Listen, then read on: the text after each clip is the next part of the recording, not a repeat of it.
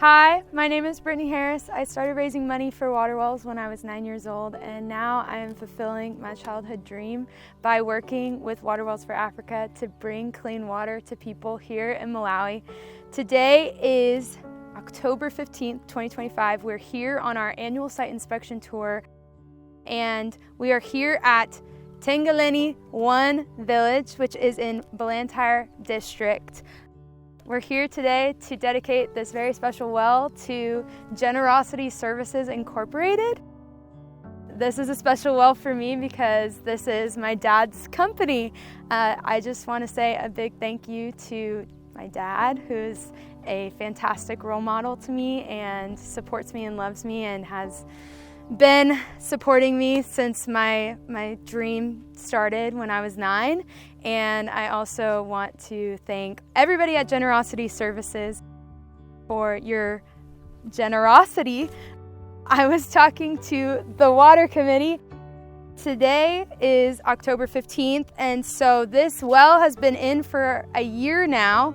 And so what's really cool is we get to actually see the full picture of, where they were getting their water and what their lives look like now that they have clean water. This well is 43 meters deep. The water committee is consistent of 5 women and 5 men. And I asked the ladies how they felt about being elected into a leadership role, and they said that this is the first time that they have been elected into a leadership role, and they feel honored. They feel honored that they were elected, and they're just so happy.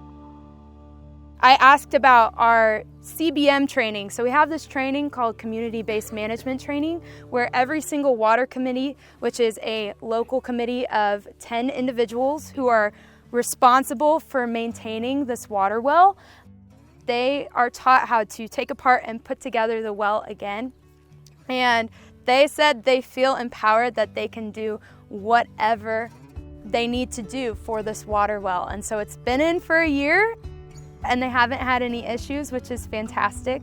So talking to them about where they got their water before, they wanted to go to a well that wasn't very far away. It was about 2 kilometers, it was far. 2 kilometers away is pretty far. But the problem is that when they would go over there, it would take them so long to get water because preference was to the people who were in that village. So they would go over there and they would say, we have all these people that need water here in our village, so they wouldn't really give them preference. So they'd either have to wait in line, or they resorted to going to the river, which is 3.5 kilometers away. And this water that they were getting had worms in it, is what I was told. They had maggots in their water, and the water smelt bad. So every time that they would bathe, they said, yeah, we would have to go without bathing. We'd bathe maybe every 2-3 days because of lack of water. But then on top of that, they said we wouldn't smell very good because the water itself smelt bad. And they said that the river that they were drawing water from would dry up, and so they would dig holes.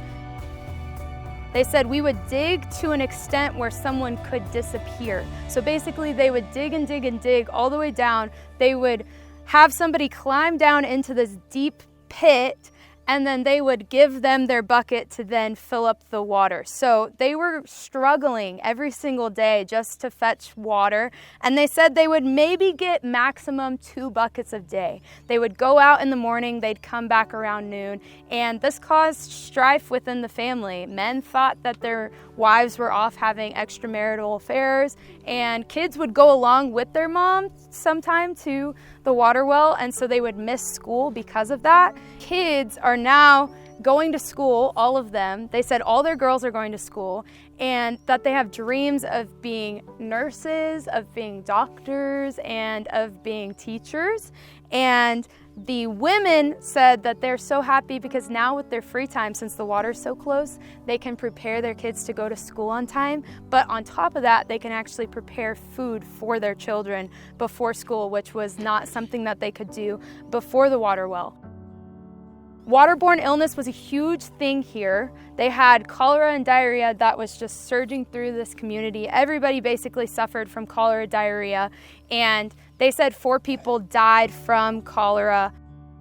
And They actually said they would go to the clinic 5 times a month. The clinic was about 5 kilometers away, and they would carry stretchers and walk with somebody on the stretcher who had diarrhea or cholera all the way to the clinic. And so yeah, they said, we have peace. We don't have waterborne illness anymore. And so we are just so grateful to Generocity Services Incorporated, my wonderful dad and his wonderful company, for your generosity.